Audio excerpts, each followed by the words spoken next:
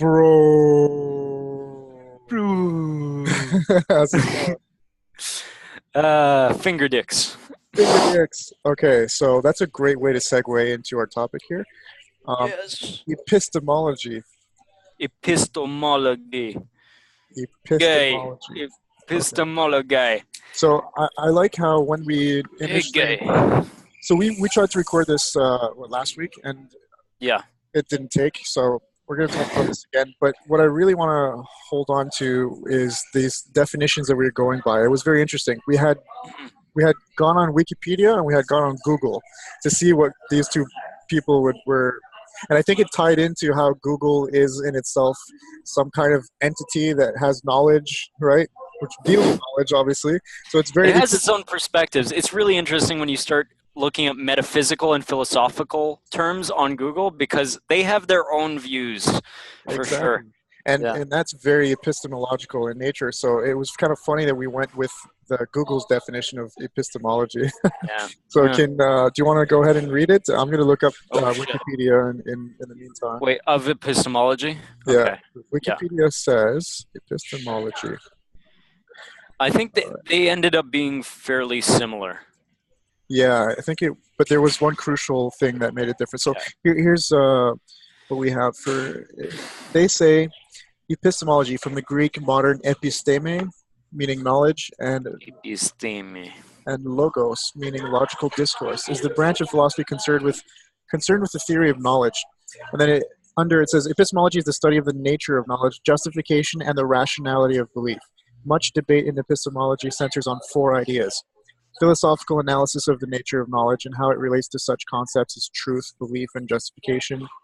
2, various problems of skepticism. 3, the sources and scope of knowledge and justified belief. And 4, the criteria for knowledge and justification. It addresses such questions as, what makes justified beliefs justified? What does it mean to say that we know something? And fundamentally, how do we know that we know? Yeah, that's a very murky kind of just, here it all is, epistemology. Let's see Google. Well, actually, the Google one's basically the same thing. They even use some of the same lingo. They say a theory of knowledge, especially with regard to its methods, validity, and scope. I like that. But epistemology is the investigation of what distinguishes justified belief with opinion. The justified belief part is a little bit murky and a little sketchy to me, but well, I mean, I think it begs the question. It's like, justified by who? It's kind of like, it's like, I believe this, but how can I justify that? Well, it points to like they're needing to be something prior to, consciousness in order to justify any belief, right?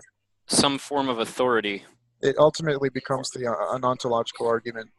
And I mean, for me, it's funny because there seems to be an avoidance to the idea that there might actually just be a baseline reality. And I'm not saying I know what it is, but as soon as you're like, well, justified belief meaning like what like the most intelligent people can agree on. Which could just not be true at all. The most intelligent people, I like that. But here, I've got a better mind-bending question. You're saying you said I don't know. I'm not saying that I know what it is, but how can you even be saying that it is something to begin with? Oh. Yeah. What are we talking about? What is the it here? Let's go with your definition of epistemology, okay? And I hope you've noticed the subtle kind of Ahems. Yeah. I'm hoping that, okay, for people who are listening, I'm wearing a Nietzsche t-shirt. It's literally Nietzsche just all over my shirt. He's fucking awesome. I just wanted to show that. I think it's relevant to the epistemological thing. Okay, moving on. Beyond good or evil. Yeah. Good and evil. So we'll have to talk about morality. That's another point of it. But I want to get Oliver's definition of epistemology here. Well, what are your methods for discerning truth? It's and also knowledge. How do you know what you know? I like the fact that Wikipedia quoted that question. What is knowing? Those are important questions in my idea. As much as they are murky, unfortunately, they're kind of at the center of basically getting anywhere and talking about facts. Is like, if someone says something is a fact, do they know it or do they Google know it? Yeah, exactly. Right? I would agree, but here's the sort of predicating argument that I want to bring into this first before we head into all this abstraction. One is that I think epistemology and people who study it, and philosophers and all that, I think they completely disregard the very basis for epistemology. And I think, ultimately speaking, epistemology relies around the big problem of consciousness, right? Is it created so as to perceive reality, or does it create reality within which it perceives? So like that made that big question, right? Is consciousness something that is an essentialist sort of thing? It's like non-materialistic, that kind of inhabits us like puppets, or is it something that just arises out of the makeup of what we are, right? So I think, ultimately speaking, epistemology obviously has to move beyond that problem, but because it just does, because it's like, well, we don't want to deal with this problem right now. It ultimately, starts arguing between definitions like what is truth, what is knowledge, what is the acquisition of knowledge, what is cognition, all these different manifold sort of definitions that we use to kind of describe these different ways of acting when it comes to information, because that's what the brain does, right? All of this, I would use information as the core sort of like staple definition, because we can reduce it to information and then say that information takes on different attributes like knowledge, memory, understanding, cognition, truth, all of these things, right? So I just want to make that clear. People tend to debate between what knowledge is and how it's acquired, or what information is, and all these different things, and ultimately speaking, they have to do it under the shadow of the big problem, which is, it has nothing to do with the information, it has to do with perception and consciousness. Well, yeah, that's okay. Yeah, that's an important, very important conversation to have when you're talking about how do you figure out what the fuck is going on, or if anything actually is the fuck going on. Yeah. I mean, just the limitations of your own senses, of sense reality, of what's the word already? Not epidemiology, but God damn it, there's the other word that starts with an E. That describes what? Empiricism. Empiricism. Ah, yes. Yeah, the limitations. There are limitations to empiricism. There are limitations to transcendental arguments, which I mentioned the last time we tried doing this. But yeah, I'm just gonna write these words down. I think they're very important because. Good idea. Okay, so I think we've set the stage. We've said, okay, we know that ultimately speaking, everything that we're going to debate or talk about will ultimately rest on the sort of axiomatic, problem of consciousness. Okay, so everything's going to be related back to that original problem, which I think, I think I had maybe said something that's probably not true. Like, epistemologists and philosophers don't really talk about the consciousness aspect. I think that's all we end up ever talking about, actually, because that's really nowadays we don't hear that conversation much. Not as much. We need to understand, because it's become more practical. It's like, well, how does this stuff work so that we can, I don't know, increase men buying Viagra online? It's like it always comes to some rational kind of practical end. We should put soy in the water. That's it. Yeah, exactly. So I want to figure out a way how to relate all these concepts back to consciousness and how they're all structured within. Because I sort of see epistemology as like a matryoshka doll, which is those Russian dolls. I don't know if you're a kid, if you ever got one of those. Like you open up the top of the doll, and there's like another doll within it, and there's another doll within that one, and so on. Well, I feel like the definitions that we're going to have to kind of really distill for all these words that we're going to throw out there, I think they ultimately all fall within another, and all have kind of different Okay. relations that we can kind of map out a little bit and make a more of like a visual scale. So I think like logic was one that we had ended up at some point really Logic, information, knowledge. logic, information, knowledge, empiricism, consciousness, all of these things, cognition. I think all these things are words that, you know, like Senses, sensory. yeah, sense data, for example. Like I think the major one that we should get out of the way right now is that people tend to confuse like knowledge and information in some weird like we I think we like to separate the two, like, but ultimately speaking, knowledge is composed of information. That's where we had started last time. Is that a fair assessment? And I think, how do we back I agree up with that. Sorry? If it's a fair assessment, like how do we back that up? How do we make that logical leap of like information is knowledge? Well, okay. Or Information is yeah. wait.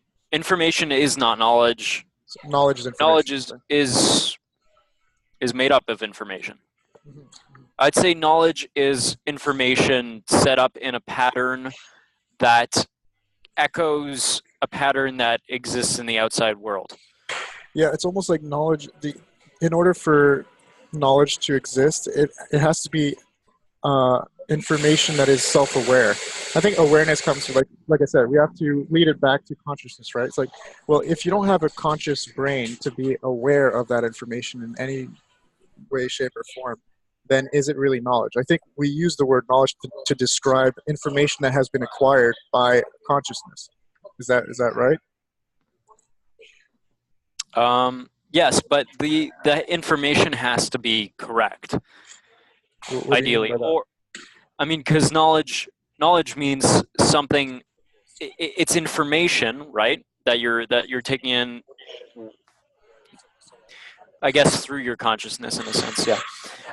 But it can't, because information can be anything. Information can be just a jumble of colors and letters and numbers thrown at you. But Yeah. knowledge has to be something that gives you an insight or a reflection or I guess insight is the right word, in regards to reality, into truth or logic. I think it's still a bit murky. I want to understand why information, or at least why knowledge is composed of information. I think in order to do that, we really have to describe what information is. So let's take it right up to the physics of it, because I think most people who may or may not be listening to this, they would see information in a way that's too narrow in order for them to kind of get a better grasp on this abstract subject of what epistemology really is all about. And so I think information was the one thing that really encompasses everything. So I don't mean just colors and letters, but I mean like information. Yeah, no, of course. Those were examples. Yeah, but let's take it right to the fundamentals so that people can understand it's very encompassing. You know, if we think about, let's say, the cup right in front of me here, that is technically composed of information. So information isn't necessarily something that is material, however, because if we go down to the very, let's use the computer would be a better example. If you go into the computer, most people don't understand that the computer, the way it works is a very physical process. And that physical process is in a sense an interface between matter and non-matter. So existence and non-existence. So ultimately, the code, people understand that computers run with softwares that are built on code. That code is binary, zeros and ones. But that very zero isn't something. It's not material. It doesn't have any matter. It doesn't have any molecules or atoms behind it. It's the lack of any reality or any matter that makes it patterns of contrast. Exactly, patterns of contrast. So I think information is like you said, the pattern would be, the pattern would be ultimately how many ones and how many zeros, how much matter, before there is no matter. It's like, okay, well, there's matter and then there's no matter. It's like a dash, dash, dash. So it's kind of like matter, not matter, matter, not matter. And so the alternation between existence and non-existence ultimately speaking, is information. We group the two together and we say, okay, well, 011000011, that piece of information represents this, and that's, you know what I mean? And then we build all those representations up to make, let's say, the letter L on the keyboard. But ultimately speaking, that's the way information works, and that seems to be what information is. Ultimately speaking, it's reality in a alternating pattern with non-reality or non-existence, let's say, right? Or two different forms of reality that create a contrast. Yeah, if you want to see non-existence as another form of reality, but I think that's paradoxical in nature, because non-reality wouldn't have, like, non-existence is the lack of any reality whatsoever. So, but anyway, so if that's an adequate definition for information, then how do we encompass knowledge, or how do we understand knowledge in that regard? Because information, let's forget, is the actual pattern of alternating existence and non-existence. So then knowledge would be what? Would be, I guess, the patterns that are correct. Is that what you were saying? Yep. Which means the patterns that are perceived by or closer to the truth. To the truth. Okay, but closer to the truth. So it has to do. There's a gradation of something that is just information, just chaotic data, and then there's a patterning that gets closer and closer and closer to something that is accurate, and then you get more into the realm of what you might call knowledge. Yeah, I think you're talking about perception here. So perception is another word that would tie in. So we have this alternating pattern of information, so existence and non-existence, and then I think there's a spectrum, just like light. I think we can see certain colors, we see a certain amount of colors, but those colors represent the spectrum of light. They're all part of just this one thing. And obviously our eyes, our sense data, our abilities to perceive the world do not have the capability of seeing X-rays and gamma rays and UV and all this kind of other parts of information that light has on its spectrum. We just see, the color green, red, yellow, orange. Those are the spectrums that we're allowed to see, or that we have the capability to see. So, in that sense, would you say that knowledge is the information that we are able to perceive? Good question. I wouldn't say that's a complete definition. Yeah. No, it's not, but I think it's part of it, right? Yeah, I think so. So knowledge are the patterns, because we can perceive something, but so that's part of acquiring knowledge. But is knowledge something that has to be practical or not? Like that's where I think. Yes. Yeah, I think it has to have some practicality to it, or some, how do I say, ability to reflect, properly reflect. So a good example, I think, would be something like, okay, if I see some bizarre object out in space, if I have no ability to understand what it is, I perceive it, but there's no practical application for me, does that mean it's not knowledge? Because I'm still aware and I perceive of its existence. So I don't know if that would work. No, it's not necessarily only practical. It's also, as I said, it reflects the reality. Yeah. It is knowledge that it is there. So knowledge is not necessarily a pattern that is useful or practical.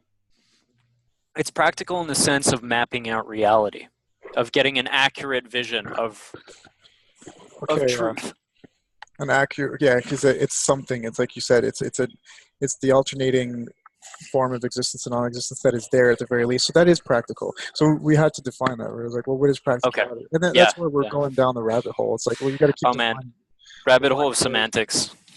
Yeah, but I think that's ultimately what epistemology is all about. It's very much rooted on semantics, because we could be speaking in a different language right now, and then maybe we would have some insights that we wouldn't be able to have because we're speaking English. And then alternately speaking, for sure, maybe there's languages out there that can exist, that don't exist and never will.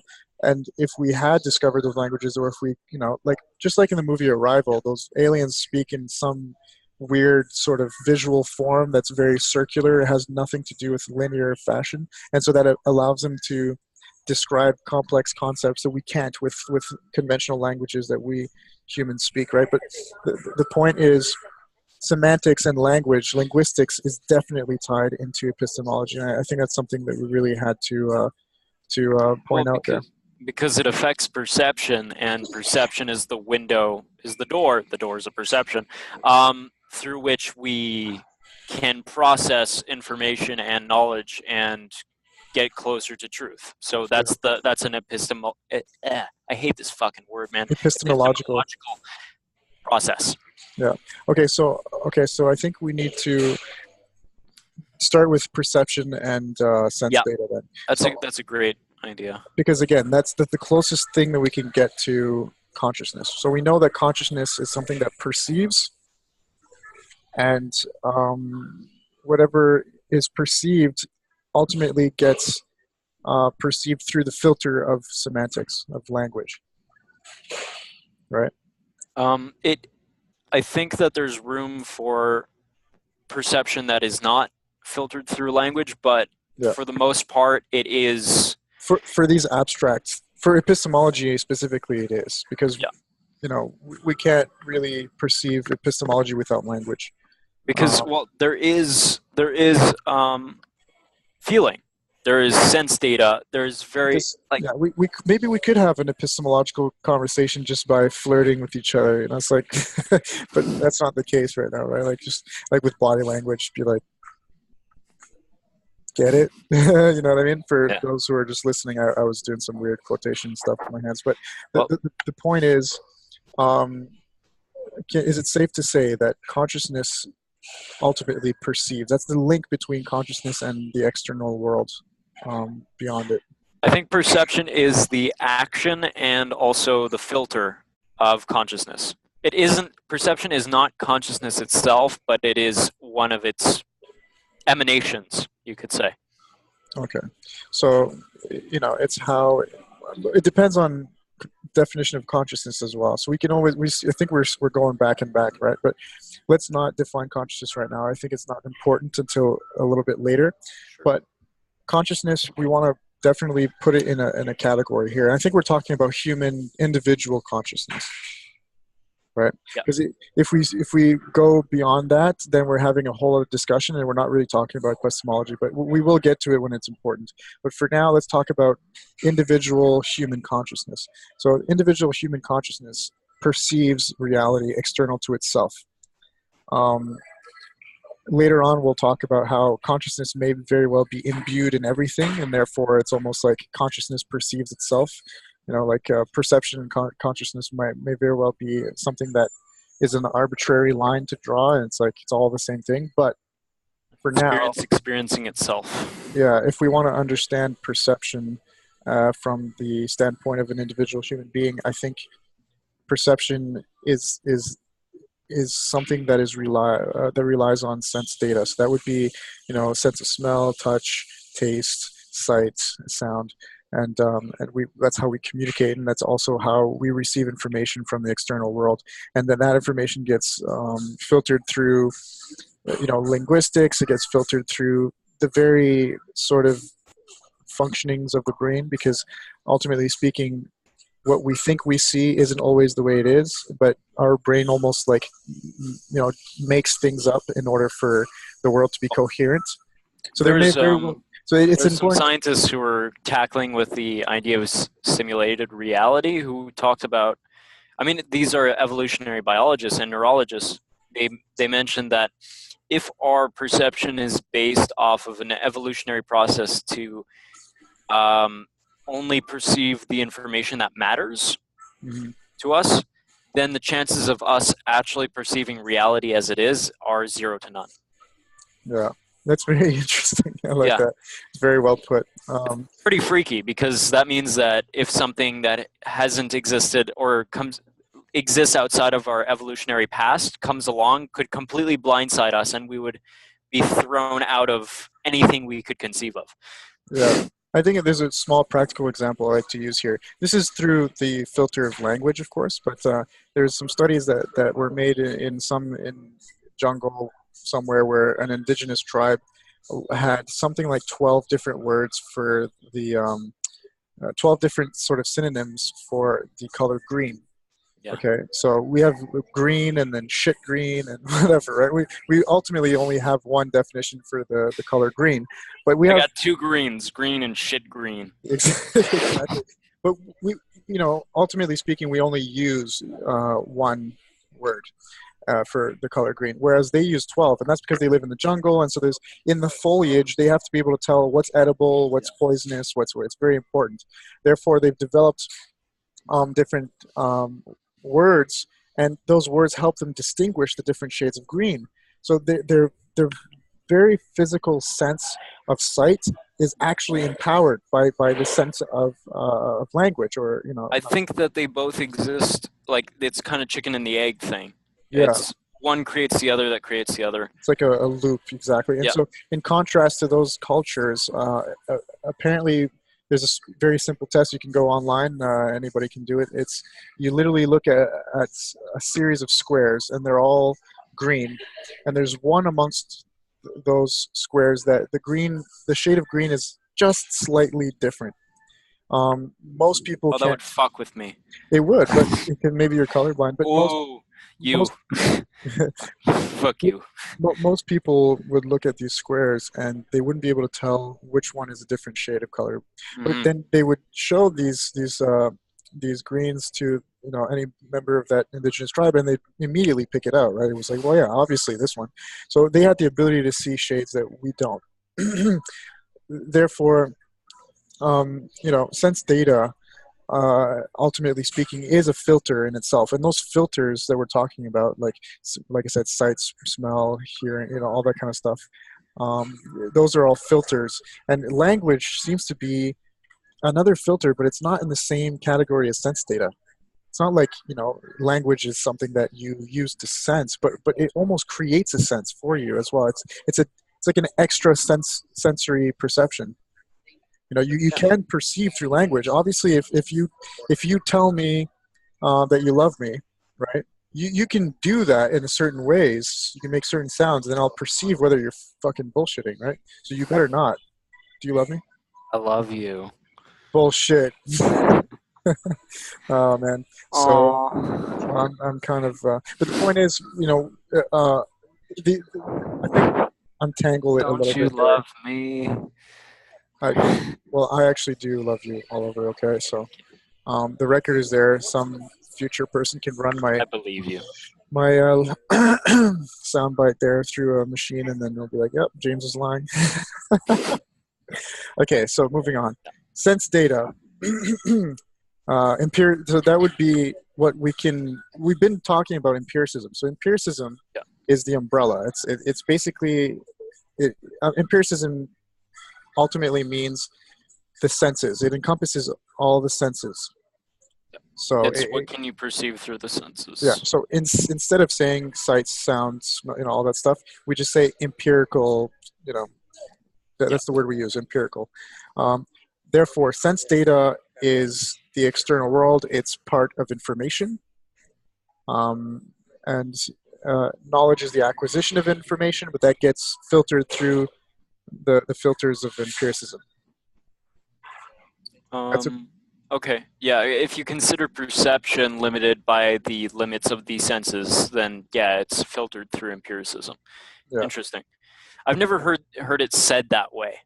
Yeah. But in that sense, it makes sense. Yeah.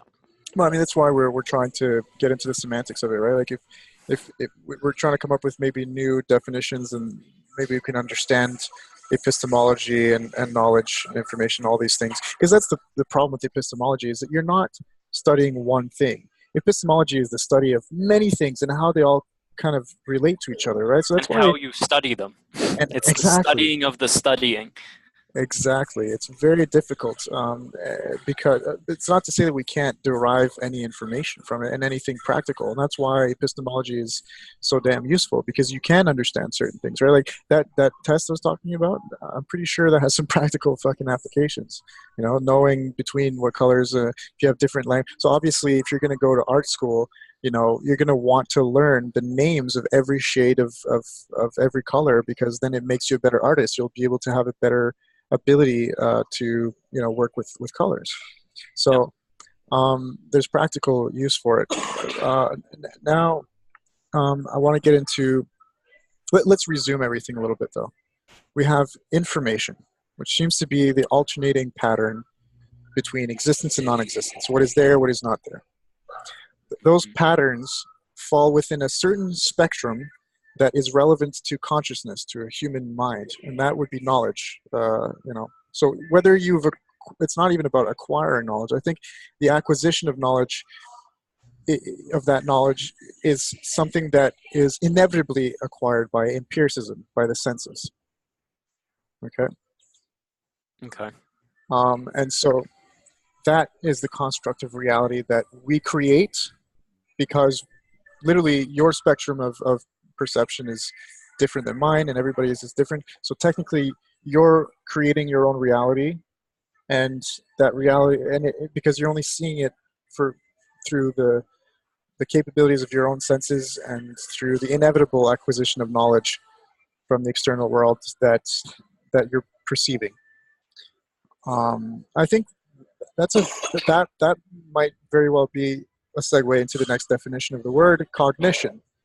I think maybe cognition is that very aspect. Is cognition the inevitability of the knowledge that you acquire through your sense data, through your empiricism, or is it? Wait, say that again. Recap. Recap. Small recap. Information. It's the alternating patterns between existence and non-existence. Knowledge seems to be what's the information that is practical, that is inevitably perceived by the human mind, which functions through empirical senses. The mind, the consciousness can only perceive through the empiricism factor. And that empiricism is made up of different filters, language being one of them, and being the extra powerful one, let's say. So ultimately speaking, I think I've incorporated the definition of those words and how they relate to each other. But I think cognition comes into the fact that knowledge is inevitable. And now, cognition, is it something that is inevitable, or is it something that you can make? Is it the very word that describes you making sense of the inevitable knowledge that you're acquiring?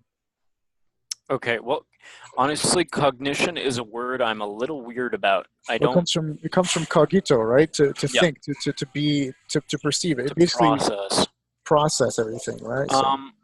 Well, I think cognition is kind of a faculty of intelligence. I don't know if it's a faculty of consciousness, but might be the same thing on some level. Right? Yeah, but it's to piece together different forms of information together, not just empirical, but rational, philosophical, and make connections, pretty much. Yeah. Google says the mental action or process of acquiring knowledge and understanding through thought, experience, and the senses. So it's almost a synonym to perception. It actually does say perception is a synonym. Discernment, apprehension, learning, understanding, insight. Yeah, I think cognition is inevitable, but I think there are levels of cognition, and those levels of cognition can be practiced, right? Can't they? It's like, okay, I have no choice to see what's in front of me, but the relation between what's in front of me and how it. So this is where we should segue into something a little bit more esoteric, and it would be. Well, not esoteric, but it would be the theoretical. So it's kind of like I have no choice to see what's in front of me. I see 4 lamps over a sort of kiosk. That's what I'm looking at right now, and those kiosks have shelves with gift cards and water bottles and mugs and all this kind of stuff. Now I understand the relationship between the shelves and this material that's on the shelves. I see that. The shelves are supporting and at the same time presenting the products. And I know that those products have utilitarian uses. I can drink out of a cup. I can, buy something with a gift card, whatever. So all the theory aspects of this physical world. I have no choice to see the physical world, but I also understand the relationship, the theoretical relationship between, those objects and inherent in those objects as well. Like, I know that a cup holds liquid. That's inherent to the object of the cup itself. But I also know that the cup is on a shelf being presented. That's a theoretical thing. It's not a materialistic thing. It's a thing that represents a sort of intent of someone else's consciousness, someone that wants to sell me something, right? So I think this is where we had gotten bogged down a little bit last time we spoke about this, because it's very difficult to understand how consciousness and all these words that we've sort of described, how epistemology really relates between the theoretical world and the material world. And that's where we were starting to talk about some interesting things in regards to consciousness, and then we got wrapped up in all of that. But do you have any ideas from everything I've just sort of, that we can sort of, how do we attack this? Okay. Well, once again, I guess what we're talking about here is pretty much where does the line between empiricism and other forms of knowledge come? That's right. Yeah. Right. It's like, because what is theoretical knowledge if it's something that's not part of empirical senses? Yeah. Exactly. And in part, it does exist within the empirical world. But for example, let me give an example that I really liked that I heard not so long ago. It's like, if I give you the number 7, is the number 7 empirical? If I write the number 7 on a chalkboard and I erase it, is the number 7 gone? No, because I have language to help me retain it and memory. Mm-hmm. But wait, if no one existed ever, the number 7 would still exist. Yes, the mathematical world seems to be. So this is where we get into a priori and a posteriori information or knowledge. But yeah, I think you should take it one step further and make it more visual. It's kind of like, if I see 7 elephants in front of me, I can't, regardless of me having the ability to know that 7 is different from 6 and also different from 8, I have no choice but to see 7 things in front of me. So mathematics is inherent in the universe, in the reality that we exist. I could possibly maybe live in another dimension where 3 elephants also happens to be 4 at the same time. Maybe that's what quantum physics is trying to tell us, that that's the way things are in some capacity. But ultimately speaking, the way that our mind functions, the way epistemology is, practically speaking, yes, you're right. 7 still remains. It's an existential point, or existential brute fact. Yeah. For example, like, have you ever heard of the Mandelbrot set? No, I vaguely, but check it out. It's beautiful. You can look it up. They're visualizers, and well, it's a mathematical concept, but it exists in a sense that can only be experienced by us through a giant computer. So it doesn't exist in physical reality as far as we know, but it's an equation that when you put it into a visualizer, turns into this incredible thing that goes on forever. And it's these beautiful patterns that repeat and repeat and repeat. Yeah, but that seems to be, again, I think it's starting to make things a little bit murky, but I think mathematics, whether it can build and create things or whether it represents things that are already built or already there in some capacity, I think they don't distinguish between the theoretical world and the material world. I think what I'm talking about when I talk about mathematics is that I think that they pinpoint, I guess you could call it nodes or nodules or transcendental principles that exist that are like laws that are repetition throughout nature. Like, there's a great book that I don't know if I still have it, but it's called Beginner's Guide to Creating the Universe, and each chapter is a different number. So the chapter 1 is about the number 1, and where you see the number 1 in nature, and what are the themes that seem to exist in nature around that number. And you see that there are very consistent things, like there are different types of, for example, I believe triangles, number 3s, exist on surfaces a lot. Like if you look at your skin very, very closely, it tends to be separated in these little patterns of triangles. Yeah. And you see that in other surfaces throughout nature. And then you see the number 7 in different types of patterns throughout nature that are very, very common. Yeah, very consistent. I think yeah, it's kind of like the Fibonacci sequence, which is almost like that idea, but on crack, right? It's kind of like, well, you know, flowers, pine cones, seashells, they all organize themselves around a sequence of numbers. So it's like, you know, I think it's the previous number added to the number that you're at, and then it just goes on that way. So it's kind of like 1, 2, 3, 5, 8, 13. Yeah. So let's give 21. someone who isn't familiar with that. So the way I explain it is, well, think of let's say the number 5. Okay, when we get to the number 5 in the Fibonacci sequence, you know, how do we arrive at that number 5? Well, it's because you have 3 plus the previous 2 numbers, right? So you had 3 plus 1 plus 1. So we start, or plus, so plus, yeah. So we had 1, 1, 3, 5. So after 1, 1, and 1, 3, 1, 2, 3, 5. No, it's 1, 1, 3, isn't it? No, it's because, because it's 1, 1, 2, 3, 5. Yeah, you're right. So you know, you start off with 1. So you know, you add 1 to 0 or 0 to 1, and it's still 1. And then you have 2 1s. So then those 2 1s make 3, right? And then so I hope people understand the Fibonacci. Those 2 1s make 2, and then 2. Sorry, take the 1 plus the 2, it makes a 3. It seems like I have a bias against 2 for some reason. So okay, so that's. I don't like that number either for some reason. But. Yeah, but ultimately speaking, I think someone can better visualize that the Fibonacci sequence, which is literally just this magical, almost kind of esoteric law, like you said, that exists in nature. So when you apply it practically speaking, the Fibonacci sequence happens to be a very good structure for certain patterns. So like if you're going to build a seashell, the way that seashell is built literally has a Fibonacci sequence in it, because it's the only way that it could be built. Do you know what I mean? Like the way pine cones, you know, have their little protruding kind of petals. I'm going to call them petals anyway.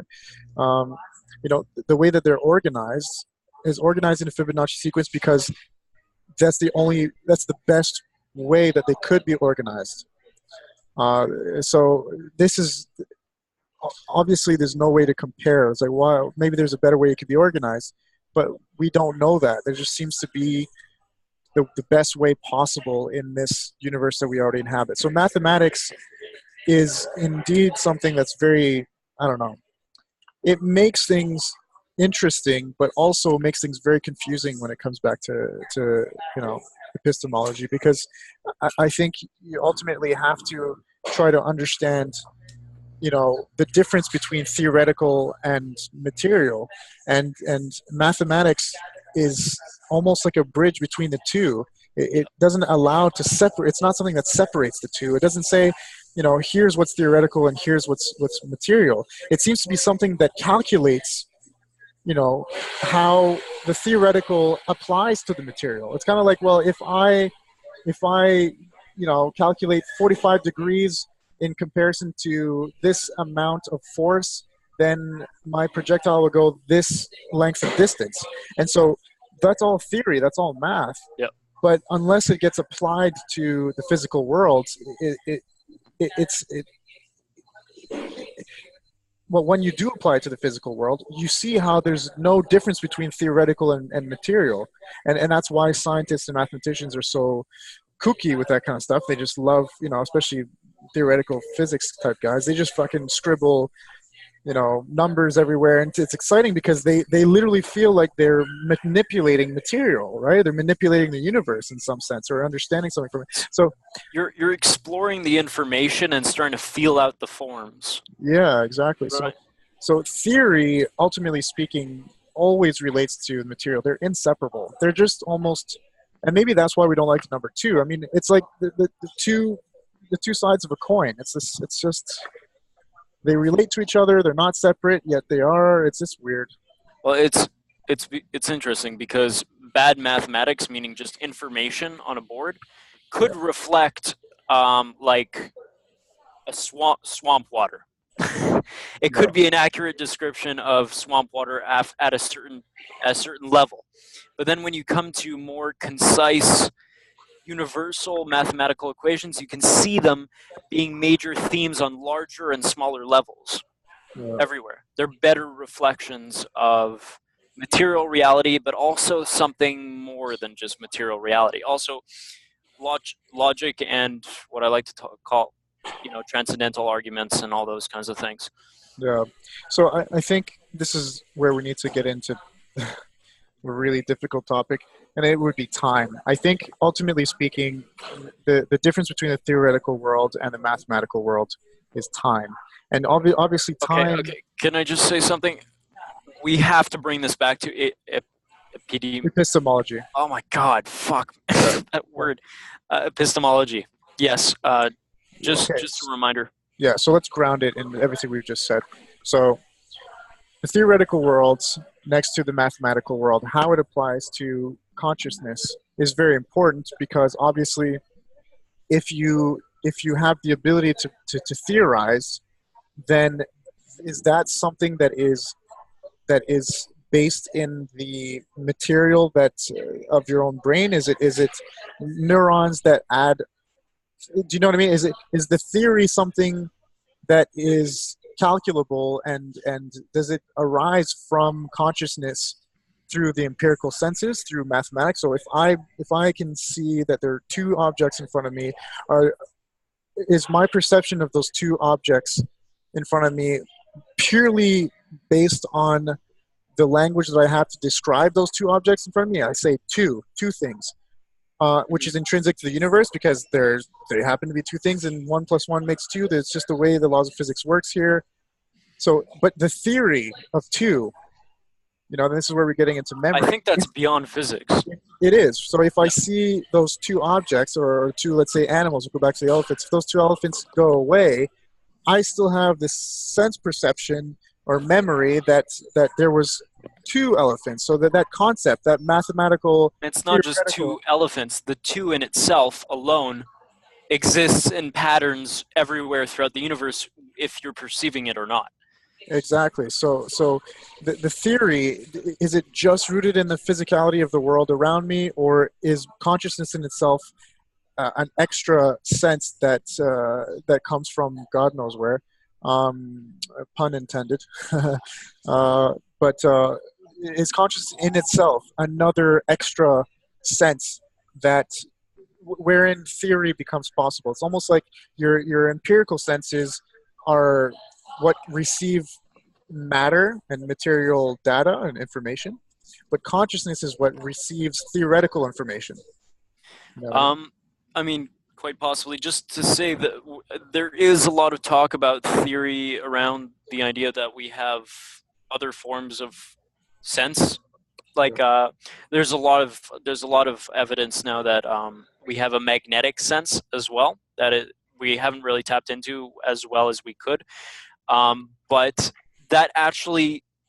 Use a good example. I mean, birds know to fly south, and they know how to fly north, because they have that's a magnetic... a fact that they have that. They have a strong magnetic sense. That's what allows them to travel north and south when they need to. But we ultimately, apparently, could, or maybe did at some point. And actually, there was an example, I forget who said this in the podcast, but a better example would be that we used to have a better olfactory sense. We used to be able to tell the difference between a poisonous mushroom and a good one to eat, because of our sense of smell was that potent, that strong, that powerful. And obviously over time, we didn't need, because we had information that we could draw. Like we could literally, once we invented language, later on we invented because once we invented language, there was no need to be able to smell what's good from what's bad, because to some degree, or at least to the degree we used to be able to, because my parents could tell me, don't eat that, it's bad for you, and I understood that. But then later, information got even more sophisticated when we, invented writing, because then that information could be passed more efficiently throughout generations over time as well, and all these things. So things like that, progress in certain ways can actually diminish human senses in other ways. I just thought it'd be interesting to point that out there. No, that's totally valid. And there's also the idea that because I need to throw a few wrenches in the sense concept, just to like show its limitations and where it connects. But like there's the idea of synesthesia. It's where different senses are connected, but because the idea is your senses are like bands of perception that have space between them. So hearing, we can hear from about 20 hertz to 20,000 hertz, but vision could also technically be calculated, I guess, quantified in terms of hertz. A nanometer, meaning a measure of light frequency, is technically on the range of frequencies, but it's just so high up that it's a ridiculous number of hertz. So when you're having a synesthetic experience, it's like the bands between your bands of perception get narrower, and then you connect. You see? Yeah. So I mean, for example, consciousness, in a sense, just saying, is our ability to make these almost extrasensory connections between different senses and different types of information. Yeah, it's kind of like a concoction of the material world around me, the ability to understand time in a linear fashion, past, present, future, with scenarios that have occurred over spans of time and through different cultural means. All these different sort of aspects, if I concoct them together, I get irony, I get funny, I get all these sort of higher cognitive sort of abilities that an animal wouldn't be able to attain, because they don't have a language, they don't have, well, a sophisticated language, let's say, a vocal language like ours, and they don't have a perception of time in the same way that we do, or at least as good as we do. So I think that's a good way to explain it. I also like the idea of, just to point it out there, for those who don't know synesthesia, I'm sure that maybe you have heard of it, maybe you haven't, but people who are synesthetes, which is extremely rare, but if they hear certain sounds, or actually any sound and every sound, it's associated to a color. So it's almost like you see a color. So there's different ways that these senses can be fused. Some people taste things, you know what I mean? If they see something, they'll taste it. So it's kind of like, well, I see a brown chair in front of me, I get this sort of, kind of bitter flavor. That's what brown represents, and the shape as well. They could be different mixtures in different weird ways. So that's synesthesia. So I guess that's a good point that you bring up, man. I mean, I think that is some wrenches. It's like, how do you we already have a difficult time with the standard senses, like how does epistemology work? How do we acquire information? How does it relate to everything? And it's like, well, the moment that you fuse the senses together and you attain this greater ability, what does that mean? But I think we should return to it a little bit later, because if we understand the possibilities as well, it's not just the narrow perceptive abilities that we have now. If we were to aggrandize those, if we make a little bit more of a larger kind of ability to come up with theoretical knowledge and have cognitive, it's almost like a synesthete can tell you, or can only tell another synesthete a certain kind of joke, or it can only reference some kind of ironic thing because they're both synesthetes that have the same connection. Like, yeah, it's almost like yellow, sounds like a teacup, doesn't it? It's like, that makes sense to them. But I have synesthesia. Yeah, I think we talked about that to some degree. We should get into that as well. But so to ground it all back to, excuse me, I'm like coughing or hearing my voice. Give me a second here. Hold on. I feel like I heard that louder than if you had done it in the. Really? Yeah. Well, It's okay. holding it with my hand. That's kind of dumb. But okay. So we were talking about the theoretical world versus the material world, and how theory arises from our empirical knowledge. So it's almost like consciousness and its abilities, whether they're very common or whether they're, like you said, just fused together and allow for higher theoretical knowledge.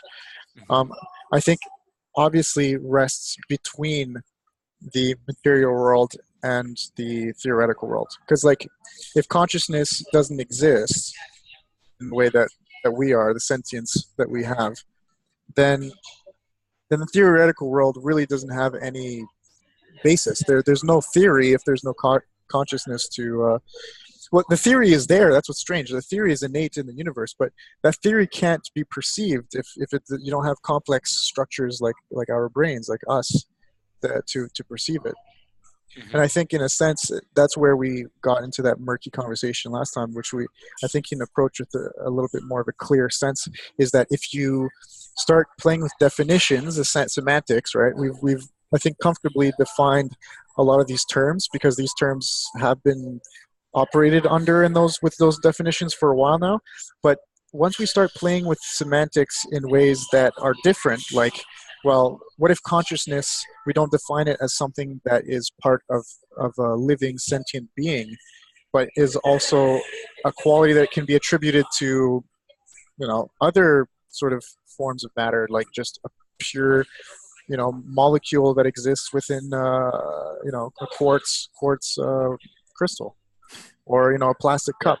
Maybe consciousness, if we play with those definitions, if consciousness is literally just something that is inherent in all of reality and the entire universe, one consciousness, which is something that people do talk about more religiously speaking. If we take that notion seriously, then we can really start to see how the barrier between the theoretical world and the material world disintegrates. Yes, we put consciousness between theory and material. We say, well, theory is something that can only be perceived and extrapolated out of the material if you have a consciousness that can do it. But if you start saying that consciousness is all of the material substrates that exist prior to the complex structure that has been created from that material, which would be the brain, then you're talking about a whole different story when it comes to theory, where you're starting to say that theory and matter also become one and the same. And we can get into that a little bit later, but that's going away from, I think that's stepping away from the practical application of epistemology, but I think it's worth looking into. But before we look into that, I think we should start dealing with time, because time is the one big thing that really ties all of this together, and then and truth as well. I just want to say too, it's funny because Hume and Kant, who are both very strong empiricists, it's interesting because they're some of the most well-renowned empirical philosophers. I don't know, is Kant really empirical? Because I mean, he's the one who came up with a priori knowledge, which is something we should discuss first as well. So let's break this down for the viewers. And we're going to talk about now. We're going to talk about time, truth, and a priori knowledge. I think we should start with the Kantian a priori sort of knowledge. But okay, so continue. You said Kant and well, I'll harp on Hume more. I'm not so sure about Kant, but Hume was considered the greatest, well, by many, not everybody, of course, but empirical philosopher. And he himself, strangely enough, came to the point where he said empiricism is incomplete. And yet he still considered himself an empiricist, because if you take on pure empiricism, and this is a big issue, I think, nowadays with like people like Neil deGrasse Tyson, scientists saying that philosophy is useless now that we have science. Well, a lot of them end up just becoming pure and what's called naive empiricists, and this is what has, to a degree, been allowing the leaking in of postmodernism, the idea that we can't really know anything.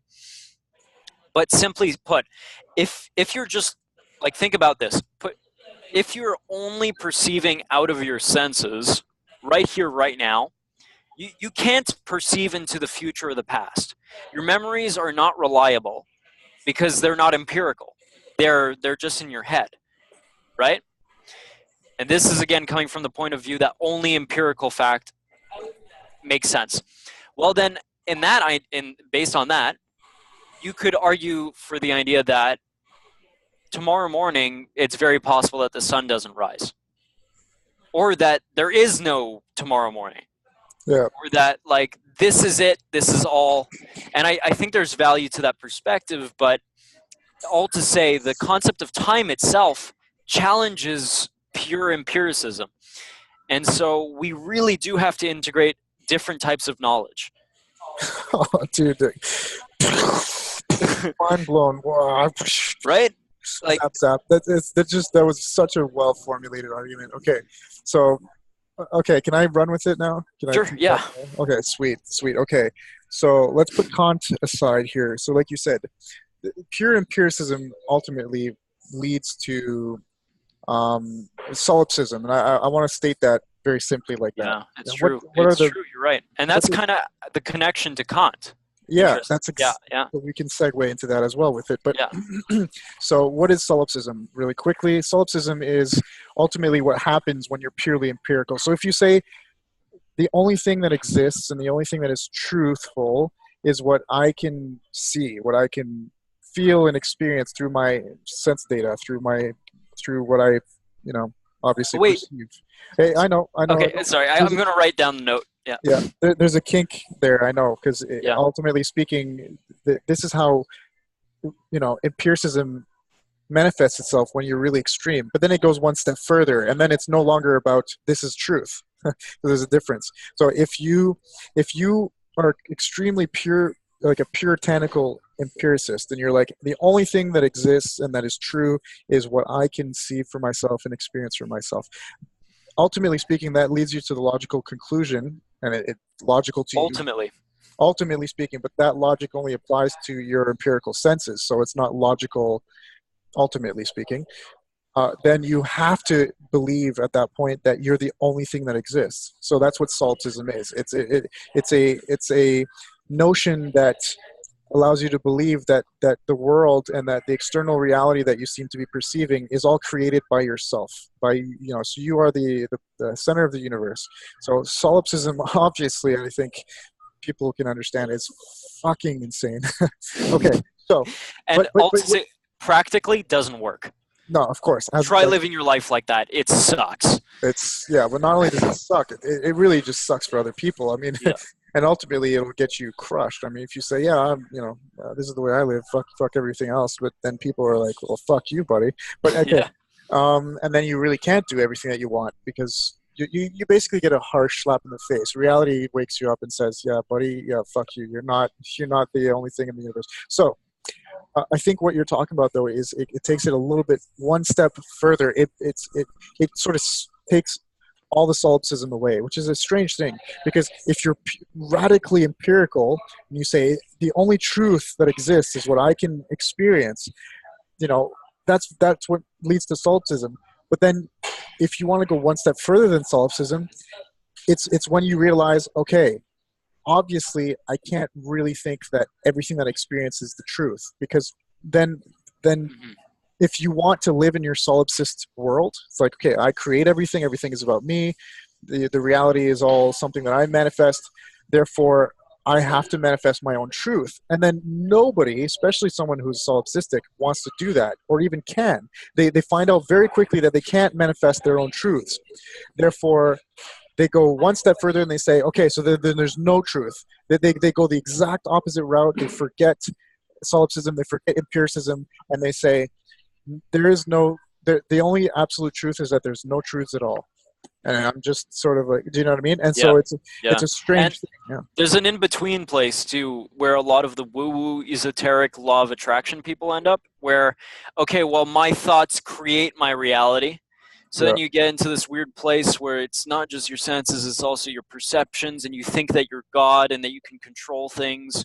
And I think there's a value in being like seeing that your thoughts do affect your reality, but goddamn, like don't go down the solipsis route of that. That No, yeah. is just But no so fun. yeah, I mean, because then you get stuck after that. You're like, well, what is it that that is true? What is that's not true? It What's the doesn't point? matter ultimately, and Yeah, then you fall back on being solipsistic. You say, well, it's there's no, very nihilistic. yeah, it can either take you out of it or reinforce it, because you can also say, well, everything, there's no truths, therefore, regardless of if everything that I see is the truth or not, it's still only something that really matters to me. So I can do everything that I want. You know what I mean? It's like they try to close the loop, but they say, okay, well, okay, so everything that I experience is what I thought was the truth. Then I saw that there is no way to make that into truth. Therefore, I still just exist, and therefore, even if there's no truth, I can still do what I want in the universe. I can do whatever I please, and it doesn't work that way. Yeah. But how does that relate to Kant now? Because I want us to talk about a little bit of the empiricism and how it functions, because it ultimately explains a few things within epistemology, which we're going to get to. But the good segue would be with the truths that really can be distinguished and, in fact, are inevitably sort of acquired, that have nothing to do with empiricism. It has nothing to do with sense data. It doesn't even have to do with science. Science is not needed. You don't need to test it. You don't need the scientific method. There are some truths that are inherent in the world. My jam. Transcendental arguments. Fuck yeah. Okay. Just going to throw out two examples. There is no such thing as truth. Really? Is that the truth? Yeah. Like just that. That's called a transcendental argument. That's something that can be verified by anyone. If someone doubles down and is like, oh yeah, that is the truth. It's just self-contradictory. Well, it's contradictory. Then you can be like, well, no, because then that is the truth. So there is a truth. Yeah, it's infinite. Yeah. It's a paradox. Yeah, so you have to drop it and say, okay, there is a truth. There has to be a truth, because its opposite is contradictory. And here's another one. The idea that logic is useless and doesn't make sense. Well, prove it to me. The person has to make a logical argument. Yeah, it doesn't make sense. Break down logic. They're talking to you face to face, and that in itself has to do. It's purely based on logic. Christopher Langan says this in his sort of prophetic interview. I really love the way he says that.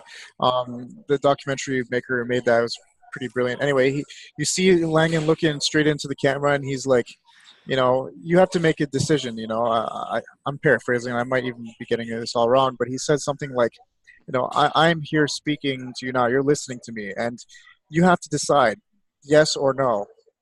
If you can't decide, then you can't make sense of the world. You can't.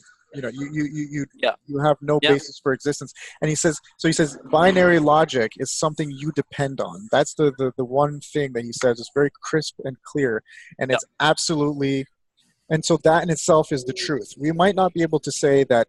It is a truth at the very least. It is a truth. Exactly. You can't necessarily distinguish or extrapolate truth from either option within that binary, kind of sort of presentation, because everything is presented to you in binary ways. It's like, is that light on or off? Is this, am I here or am I not here? Am I feeling happy or am I feeling crappy? All these binary decisions and all this, that is logic. And logic is ultimately a truth that exists in the universe. So, these people that don't believe in truth, they ultimately have to rely on truth. Otherwise they would be brain dead. They would just sit there and nothing. Obviously, it's kind of like Jordan Peterson says, a lot of these people, and I don't fully agree with his religious standpoint, but he says that people don't believe that there's any kind of morality that is created through the stories of religions and all that kind of stuff, but they're acting out that morality even if they don't believe in those stories. To some degree, that's true. So at the end of the day, truths are in some definition and capacity we can define as being something that exists regardless of your consciousness, regardless of your ability to perceive, to be empirical about it or not. There are truths that exist out there. One of them would have to be logic, or actually maybe the only one is logic. And then ultimately speaking, the interface between that truth, that all-encompassing truth that mathematics as well. Logic. I guess they're not exactly the same, but they're very close. They're very close. But one may be creating the other. Who knows? But the point is, I think consciousness ultimately is the interface between truth and maybe, you know, the perception that can create truths. Right? That's what beliefs are. Right? We create truths. You know, in some sense, if I believe that it's okay to, you know, kill every 7-year-old child just because they're 7. If I believe that and I enact it, if I act it out. Why did you have to choose that example? I don't know. It just came to my head. You know, maybe I'm fucked. But the point is, if I believe that, and then I make it into a truth, because then, ultimately speaking, I end up acting on it, and then it became true. But it's still not okay. No. But I'm not saying that I'm creating something morally, but I'm creating a truth. I'm saying that every 7-year-old should die. Therefore, I act that truth out and then make it real. I make every 7-year-old die. I'm gonna have to question you on that one, because should and every 7-year-old is dead is different. No, but if I act it out, right? If I act it out, which is but that doesn't make it a should. No, it doesn't make it a should. That makes it an is. Yes, that it makes it an is, and that's what I'm saying. That's an is a truth. If you're doing something, okay, so maybe that was a bad example, but the reason why I want to use that example is that, you know, if I kill every 7-year-old, I can make that into a truth, but ultimately speaking, that's not practical, because then nobody would ever live. Like, there would be people, nobody would live beyond the age of 7. Yeah, that's right. So then that highlights how morality comes into it, because morality is not just something that comes from, because morality comes into it practically. Morality makes things practical. It says, this is a better way to, do you know what I mean? So it's a bit of a reductionist, shitty way to look at morality, but that is one truth. No, I get what you're saying. No. That is one truth that we can look at about morality, and that it ultimately rests on the power of being practical. It's not practical to kill everybody when they turn 7. So, but that doesn't mean that. I just want to say, I think morality is more than just practicality. It's more. No, I know. I'm saying it's more, but I'm just saying that's one major sort of pillar that upholds morality. Yeah. And so it's very practical. But the fact that regardless of the morality, that can be turned into a truth because I believe in it, right? Because I manifest it, sort of makes you realize that that logic is something that exists regardless of you being there to act out the logic or not, right? The consciousness is the interface between logic and other truths that you can create. You can create truths out of said logic, but that logic exists regardless of if you're there to manifest those new truths. I think we should work on that metaphor, because this is an interesting point as a whole, and we should come back to it, but work on the metaphor. So I think we should put another metaphor alongside it to parallel, and I think people will understand a little bit better. If I, for example, say that the god Sobek, which was the crocodile that existed, it was a crocodile god that existed in ancient Egypt, which is Yuval Harari. Crocodile dude. He used Yuval Harari used this example in his book, and it was just brilliant.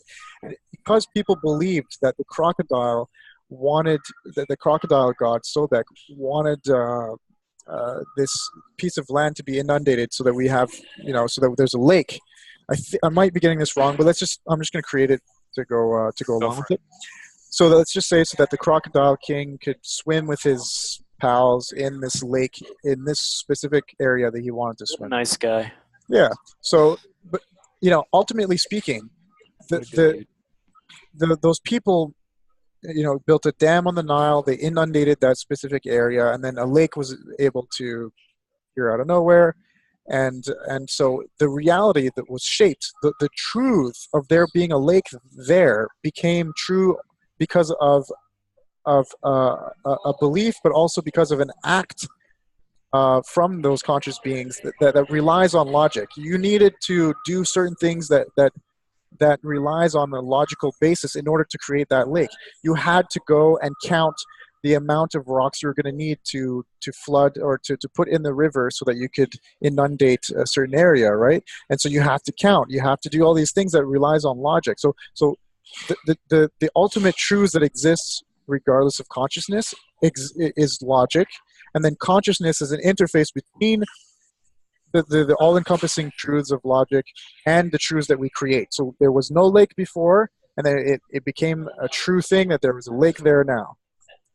So it's almost like, logic is the clay, consciousness is the tool, and everything that gets created after consciousness or because of consciousness ends up being truths in their own right. But those truths aren't necessarily truths that have anything to do with morality. They're only still rooted in mathematics and the material world.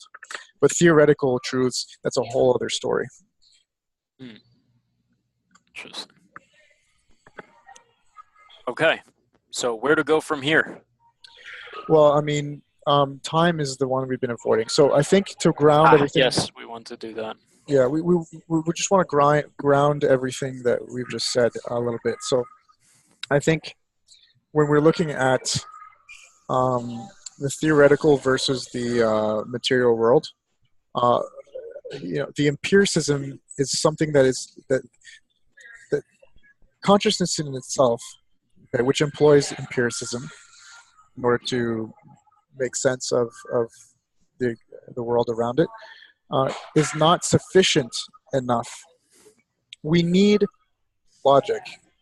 Okay? Logic is something that is a relationship between information and knowledge.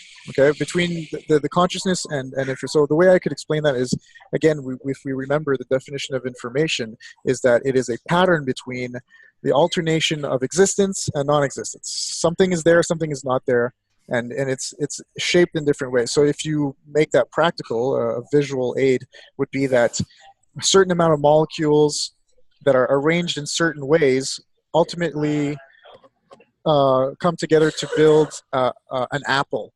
Okay, but there are certain molecules that aren't there. In fact, there's plenty of molecules that aren't there.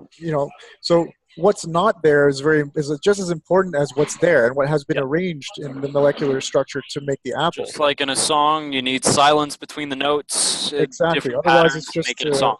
Exactly. Otherwise, it's just a sound, not a song.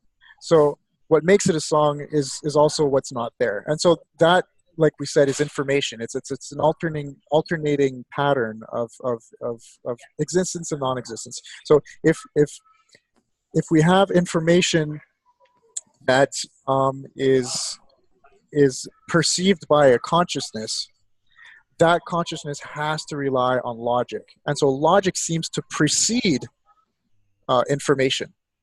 Okay, because yes. Logic is another sort of pattern functioning sort of concept. So we have information, which is the alternating between information and non-information, or matter and no matter. But then logic seems to precede that. It's before that, because it seems to state that if you have a pattern like this, if you have this information that is constructed in this specific manner, then it's going to produce this specific object. That's something that precedes the information. Okay, so logic, in a sense, could be could be like God, right? People could see logic as being God in a sense, right?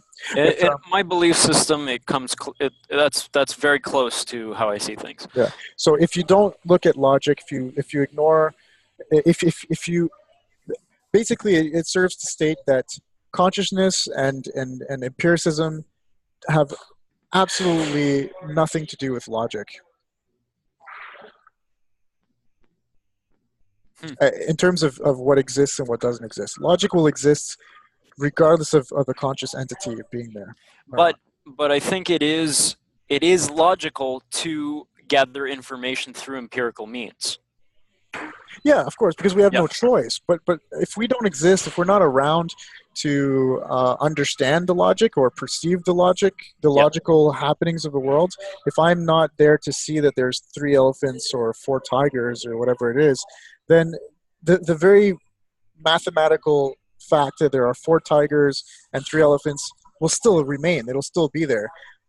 Because, and we know we can prove this logic very simply, and it's that if you die tomorrow, God forbid, because I love you, don't forget, if you die tomorrow, I still exist. I still go on existing, right? Yeah. Because if you're empirical and if you're solipsistic, Yeah, we and you don't know say, that yet. yeah, exactly. But the point is, you have to. It's not completely proven, but it's definitely. I like to think of it as an equalized proof. It's almost like, well, it's the teapot fallacy. You can't disprove it in a sense. So True. if I think that I create my own reality and everything, technically, yes, everything goes away when I die. But I know, logically speaking, that if you die, you didn't create the entire universe. Because I'm still around when you die. I still go on living and masturbating and drinking coffee or whatever, right? So But then the height, you can fall back on the empirical solipsism of, well, he died, but he doesn't actually exist. I'm still the only one who yeah. exists.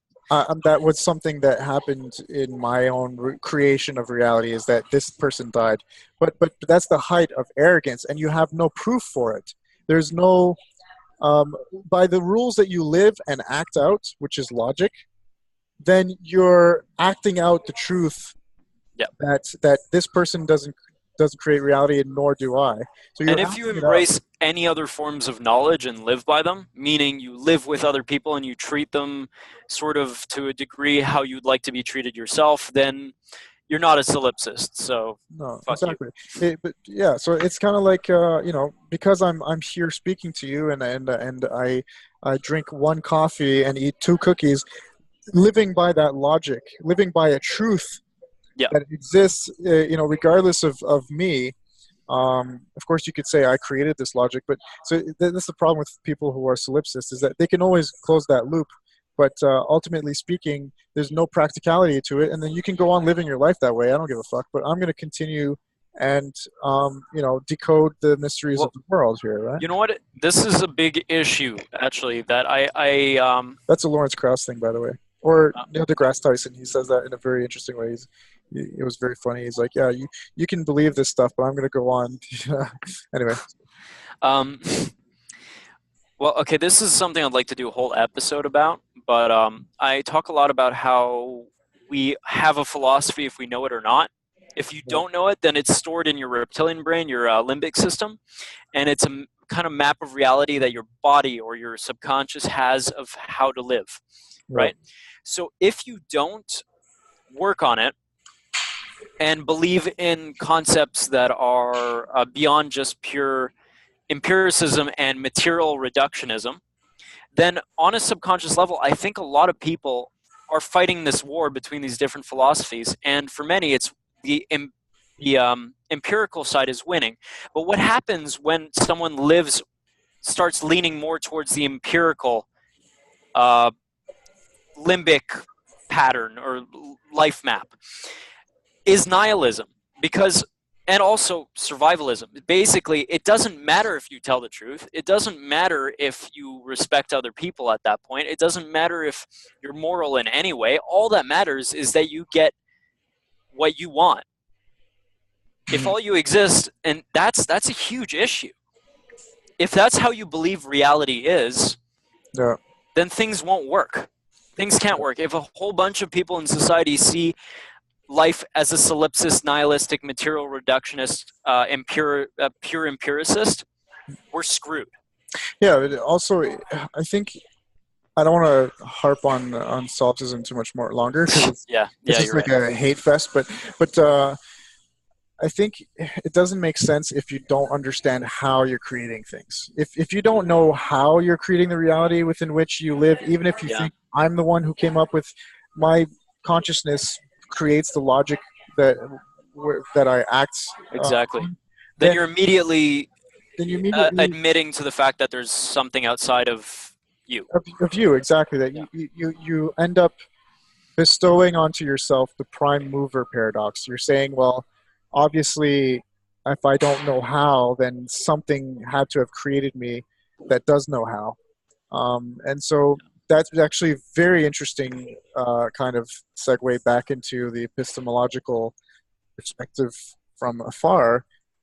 How do we know how? How do we know anything, right? So, like, solipsism is almost, in a sense, a kid in the face of epistemology saying, no, I don't, Yeah. It's very childish. It's very childish. You're just like, no, no, it's all about me. It's like, I know it's regardless of if I don't know how to explain it, just no. It's like, you're just sitting there. There's nothing productive. There's nothing practical. And ultimately, you're nothing. I think you're making yourself. And it's a miserable way of living. Yeah, because it's all about the will to power. It's all about you're negating what you yourself. Can do. Huh? I think you negate yourself. If you think you're the only thing that exists and that you create everything, then you're negating the very reality that you're creating by your own logic, which is faulty. So anyway, you're right. We need to go on a different tangent than solipsism. But the point is, to bring it back to the empirical thing, is that, or not empirical. I think to tie it all to the epistemology. I think, I really got into like the hate. See, this is what hatred does, man. It makes you. I know. Like, what was I talking about? Trigger. But ultimately speaking, I think logic is the ultimate truth, and that truth. I don't think it is. I don't think it's the only. I think it's a major tool. It's one of like the big swords of truth. Yeah, I mean, it's the ultimate truth when it comes to epistemology. It's the one that we have to operate under in order to understand how consciousness works, how knowledge works, how all of these concepts sort of mesh together. It's logic. It all relies over a lot. And what is logic? It is an a priori truth. And an a priori truth is the Kantian sort of discovery. Immanuel Kant, for those who don't know who he was, and he basically discovered that he proved that there are truths that exist. I mean, we like to use the word intuition sometimes. I'm very careful not to use that word because it seems to invite a lot of woo-woo. But ultimately speaking, if you use that word intuition, it's almost like it's not empiricism. It's by virtue. It's almost like if the makeup of consciousness. So your consciousness is created through various means. It's you have empirical senses that creates a consciousness in a sense, or at least shapes the reality that your consciousness perceives.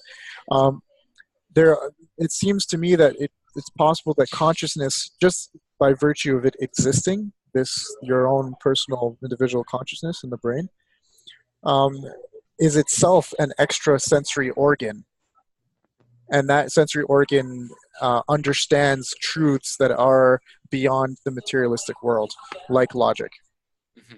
And I just want to throw in here, because this is a big kind of black and white problem that a lot of people have, is the ideas of intuition, emotion, feeling are included in logic. They're parts of it. They're aspects of logic, but you have to put them in their proper place. Yeah. I think it's an interesting way to wrap up the Kant thing. So we had Hume, who really understood that empiricism is incomplete. It only goes so far.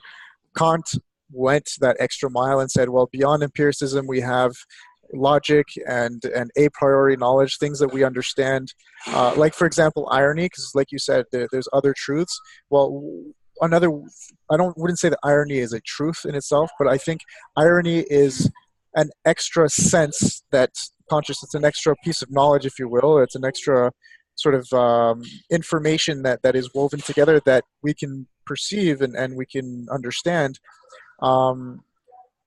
through the collection of what consciousness is made of course. And so irony in itself is part of another truth out there. The fact that things can be ironic, things can be funny, things like that, these theoretical sort of concepts, these it's also the feeling that you get from hearing good music, or that a mathematician has when he finds a beautiful equation or something, exactly, or someone paints something that is just spot on. It's the same thing. There's a truth. So beauty, you would say, in a sense. Some people can reduce it to, okay, well, there's a certain amount of neurotransmitters and like chemical reactions in the brain that makes you feel those things. But ultimately speaking, you can never describe those feelings.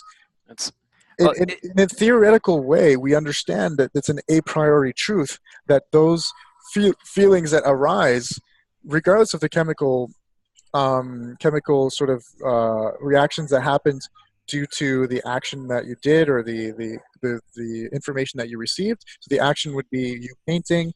The action that you received would be the music that was played and that you heard through your ears. So regardless of that ingoing, outgoing sort of flow of information between you, the consciousness, and the external world, regardless of that, there's a sort of a priori truth that exists in the theoretical sense of the material world. Like we've been sort of narrowing onto that very crucial fact that it seems like the material world is imbued by an essential world, and that essential world is something that doesn't seem to be anything separate from the material world. And it's paradoxical in nature. We can't explain it in the way that we would like to, or in the way that people think we should, which I don't believe we should. I think the paradox in itself is sufficient, that existence is its own essence. Try to stop people from trying. Exactly. So I think feeling good, even though the necessary things happened, you felt or you heard good music, and so it made you feel good. We understand that there's something theoretical about that. There's a concept about feeling good. It's more than just the chemical reactions. Well, if like, for example, I hate this whole schism of love is just a chemical, or chemical reactions in the brain are just survival reward systems. Because explain music again, like why do you feel good when you play music? I mean, you could reach here and start saying things like, well, because your brain is recognizing that this is a pattern in nature that you can use to survive better, or because it's associated with dancing and sex and that kind of stuff.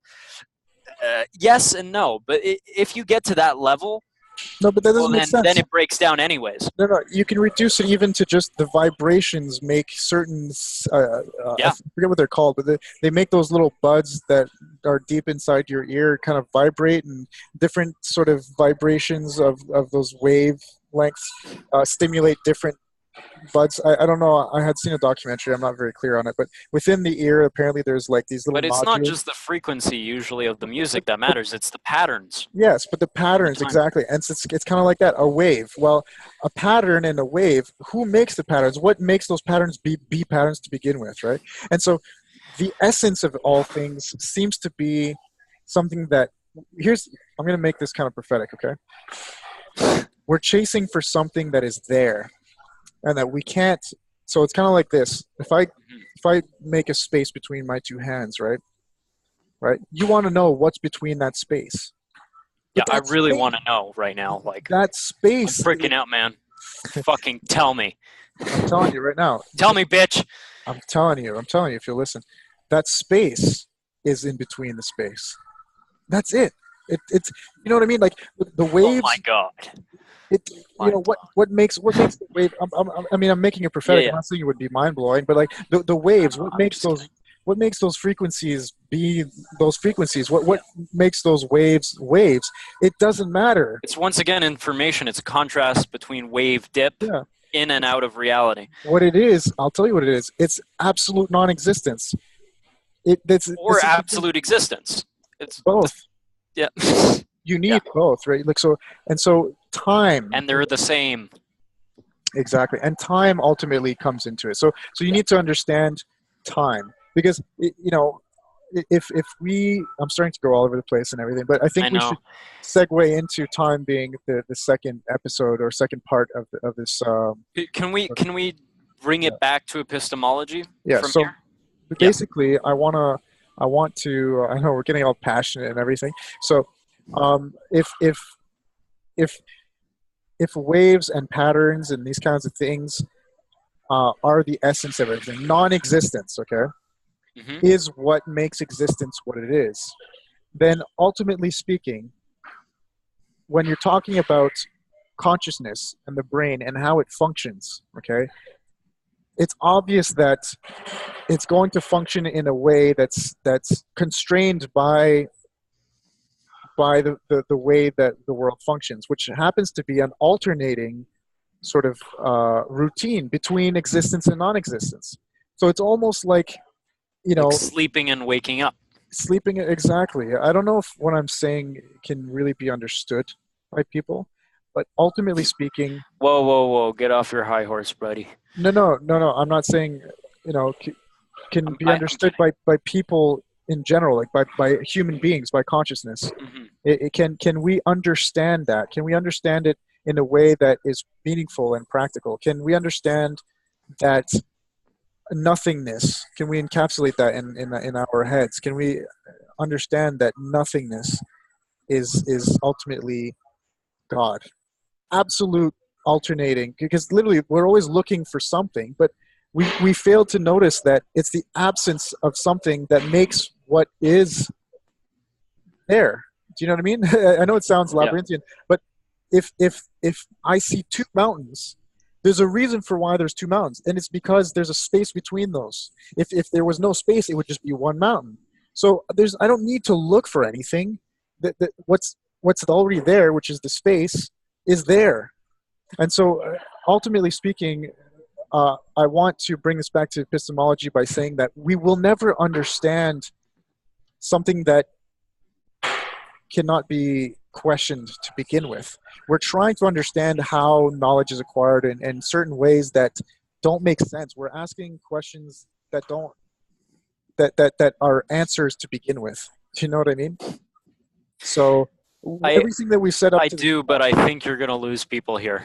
That's fine. But that's okay. My view. That's my, because ultimately speaking, if epistemology has to do with being practical, otherwise you're just theorizing and you're just trying to understand something that can't be understood. But if you're doing that, what's the point of trying to understand something that can't be understood? It doesn't bring you any value or anything. And if it does, because you like to argue or because it passes your time, good, go ahead, good on you, have fun with that. But ultimately speaking, I want to understand the mind in the ways that it matters. And everything we've set up to this point matters, like the empiricism and how it works, and how far can we take empirical means to impact our lives, and if we can't go further than a certain extent, what else do we rely on? Logic. And so we've talked about all these things and how they function between each other, and that's beautiful. And to me, that's epistemology. It's really just understanding these truths through different perspectives, and understanding how the absence of truths, which would be the very thing that I'm trying to explain some people are looking for, which they don't need to look for. It's there. It's not there. It's a paradox, right? How those things come into play. It's like, sure, you can theorize why there's certain things we can and can't do, and that's due to the fact that non-existence is a factor. But once you've brought it down to that level, non-existence is a factor, then don't try to question the non-existence, because it's non-existence. There's no point. No? Okay, yes. Yeah, no, I agree, but I think we're getting really abstract, and we should bring it back to epistemology again. But how do we know what we know? How do we know what we know? I think in a kind of like the E equals MC squared beautiful short formula, we know what we know because we know that there's some things that have nothing to do with being known. Mm-hmm. Know what I mean? Yeah. We know what we know because we don't know a lot of things. Yeah, exactly. That's another way to look at it, right? So because we know that there are things that we can't know, that's how we know that we know what we know. You know what I mean? We know. I think we need to write down an equation. Yeah, we do. We need to do it. Okay, so here's what I know. At the end of all this conversation, hopefully people kind of stuck to it to the end here. I got kind of erratic near the end and passionate, but I think it could be entertaining for some people. The point is, we didn't really get to the time issue.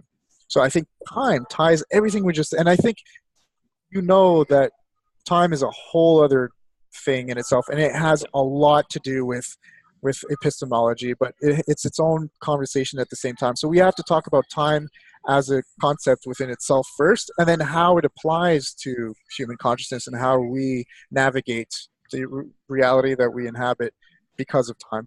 That would be episode 2 of epistemology. Mm. Yeah. Okay. Cool. You down to talk about that later? Not now. No, later. Yeah. Time, man. I just said time. Later. Oh, sorry.